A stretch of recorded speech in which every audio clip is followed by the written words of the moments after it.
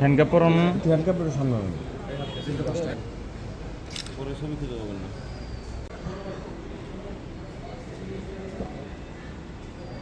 Asian highway Golakanda এলাকা থেকে একদল ডাকাত তারা ডিবি পুলিশের পরিচয় দিয়ে চিনি বোঝাই একটি ট্রাক ডাকাতি করে। এখানে তারা ডাকাতরা চিনি বোঝাই ট্রাকটি নিয়ে গিয়ে ওই ট্রাকে থাকা ড্রাইভার এবং হেল্পার তাদেরকে কাঞ্চন এলাকায় কাঞ্চন ব্রিজের পাশে একটা জায়গায় ফেলে রেখে চিনি বোঝাই ট্রাকটা নিয়ে যায় 320 বস্তা চিনি সহ।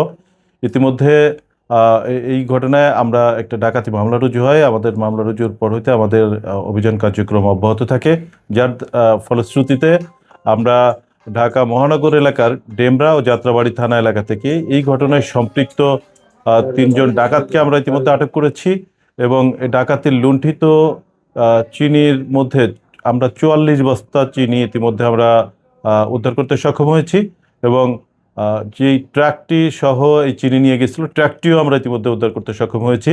তো বাকি যে ডাকাত দলের সদস্যরা এখনো আমাদের আমরা গ্রেপ্তার করতে পারিনি, তাদের গ্রেপ্তারের যে অভিযান এটা অব্যাহত রয়েছে। ইতিমধ্যে তারাও গ্রেপ্তার হবে।